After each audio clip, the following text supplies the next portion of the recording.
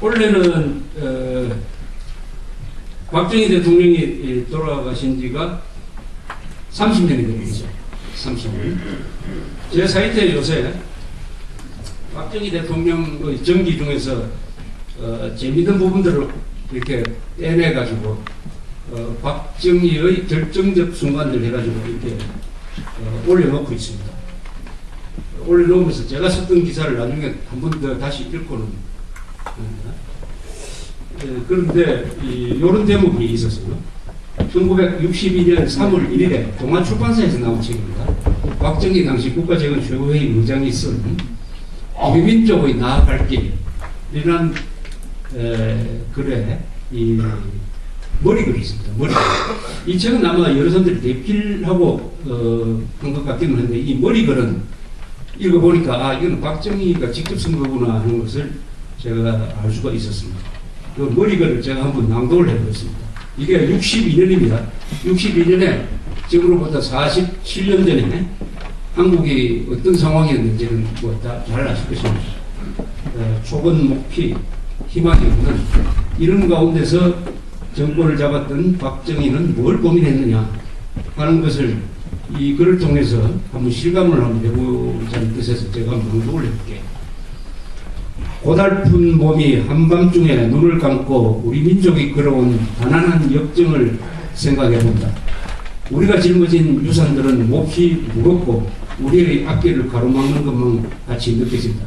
더욱이 8.15 해방 후의 민족순환사는 뼈아픈 바가 있었다.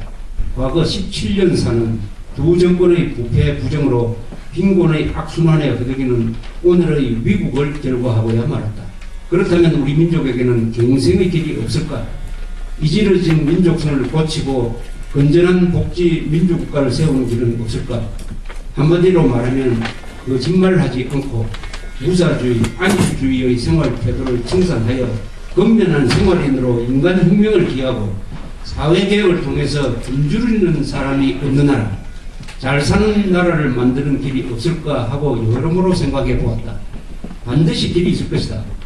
서름과 슬픔과 괴로움에 시달리던 이 민족의 앞길에는 반드시 경생의 길이 있을 것이다.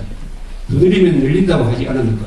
혁명이라는 수술만으로 환자가 원기를 회복하는 것이 아니며 병인을 도려내는 것만으로 건강이 오는 것은 아니라는 것을 알았다. 병이 다시 오지 않도록 항구적인 방역과 기초공사를 해놓아야 한다. 이 길이 어디 있을까? 꼭 있을 것이다. 이 민족의 걸어온 길과 걸어 나아갈 길을 생각하며 잠 못 이루는 밤에 내키는 대로 몇 줄씩 메모하여 정리한 것이 이 책으로 되어 나왔다. 서술은 무디고 서투르나 내가 말하고자 하는 뜻은 단편적이나마 나타났다고 생각한다. 지금 우리가 당면한 과제는 대체로 세 가지로 요약할 수 있을 것이다. 첫째로 지난날 우리 민족 사상의 악유산을 반성하고 이조 당쟁사, 일제 식민지 노예 근성 등을 깨끗이 청산하여 건전한 국민도를 확립하는 길이다. 인간이 혁명되지 않고는 사회 재건은 불가능하다. 둘째로 가난에서 해방되어야 한다. 특히 우리 농민들의 기나긴 빈곤의 역사를 종식시키고 덴마크와 같은 복지 농촌 재건을 위해 있는 힘을 기울여야 한다. 우리는 이해부터 제1차 경제개발 5개년 계획에 착수했다. 누적된 빈곤을 하나씩 추방하고 공업화된 근대국가의 토대를 구축해야 한다. 자유사회의 존립을 위해서는 국민의 생존권을 옹호할 수 있는 경제자립 없이는 불가능하다. 최대한의 자유, 최소한의 계획을 원칙으로 경제계획을 완수하여 한강변의 기적을 이룩해 놓는 것이 바로 성공의 길이다. 한강변의 기적이란 말이 여기서 나왔습니다. 북한 집단은 무리한 경제 발전을 강요하여 철마운동을 전개하고 있으나 이는 국민의 자유권을 신뢰하여 민주주의와 자유를 말살하는 악독한 처사가 아닐 수 없다.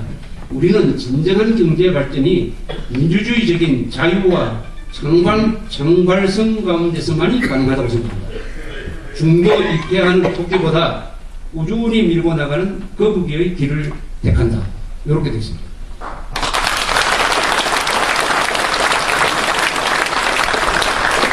이렇게 보면 박정희라는 사람이 무엇보다 경제개발에서 제일 강조한 것이 사람 마음이 바로 돼야 된다. 자주정신이 있어야 된다. 인간혁명 없이는 사회 재건 불가능하다. 박 대통령은 이 접근 방법이 매우 정신주의적인 면이 있습니다. 박 대통령은 위대한 물질적 유산을 만들었지만은 항상 정신이 바로 돼야 만들 수 있다. 그래서 이 사람이 접근하는 방법은 사람의 마음을 바꿔놓는 쪽으로 접근을 했습니다. 그게 바로 실용주의죠. 실용주의인데 여기 읽어보니까 이 시대에도 박 대통령이 경제 계획을 하더라도 이게 계획 경제가 되어서는 안 되겠다는 생각을 가지고 있었어요. 그래서 최소한의 계획, 최대한의 자유다. 민간 부분한테 최대의 자유를 주고 국가가 최소한의 계획을 해가지고 국민들의 이 자조정신, 창의력을 최대한 동원해야 북한 체제에 대해서 우리가 이길 수 있다. 이렇게 아주 균형 감각을 가진 분이었습니다. 그러니까 박 대통령은 생김새도 그렇지만은 엄격하기도 하고 아주 부드럽기도 하고 자유와 이 계획을 중간에 아주 이 중용을 취하는 이런 자세를 갖고 있었던 사람입니다. 이게 동양에서 말하는 교양이죠. 동양에서 말하는 교양을 가장 잘 나타내는 게 중용입니다. 중용. 과격하지 않고 항상 중심을 갖추되 내가 주체가 되는 것을 우리가 중용 사상으로 볼 수 있다고 생각을 한다면은 이 박정희 대통령이야말로 바로 그런 동양적 교양인이었다. 이런 생각을 가지면서 47년 전에 쓰여진 걸 보니까 상당 부분은 이미 해결됐어요. 그때 꿈에도 그리던 굶주림이 없는 나라, 잘 사는 나라를 만들어냈습니다. 그러나 이때도 아직도 문제를 삼고 있었던 이 정직한 사람은 아직도 나타나지 않고 있어요. 오히려 그때보다 더 부정직한 사회가 되어버렸습니다. 이 물질적으로는 발전했는데 정신적인 면에서는 이때 47년 전의 한국과 지금 비교해도 지금 나아졌다는 보장이 없습니다. 그래서 한국의 오늘날의 문제는 근본적으로 이게 정신의 문제입니다. 물질의 문제가 아니고 정신의 문제다. 이 정신력의 문제를 어떻게 극복할 것이냐. 특히 국가 엘리트의 이 혼의 문제, 가치관의 문제, 국가 정체성의 문제를 어떻게 극복할 것이냐 하는 것이 이 가장 큰 과제로 남아 있는데 미국 교육을 받은 이승만과 유학생 출신들이 우리 건국을 주도를 했습니다. 또 일본식 교육을 받은 사람들이 한국의 산업화를 주도를 했어요. 그 뒤에 온 세대, 이 소위 민주화 세대는 이제 한국의 교육을 받은 해방 이후에 교육을 받은 세대인데 이 세대가 이 앞에 세대보다 남은 점이 별로 없다. 이 세대가 됐는데도 노예 근성은 지금 그냥 그대로 있고 하는 것을 누구를 통해서 볼 수 있느냐? 바로 노무현이는 완전 해방 이후 세대를 가지고 노무현이라는 사람이죠.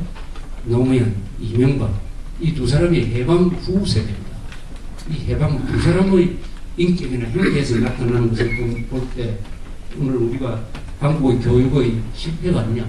한국 교육이 영어 교육도 많이 하고 기술 교육도 많이 해가지고 이 기능공도 만들어내고 과학자도 많이 만들어내는데 지도자를 만들어내는 데는 제대로 된 지도자를 만들어내는 데는 아직도 실패를 했다. 그 원인은 교양교육이 실패를 했다. 인문교육에서 실패를 했다.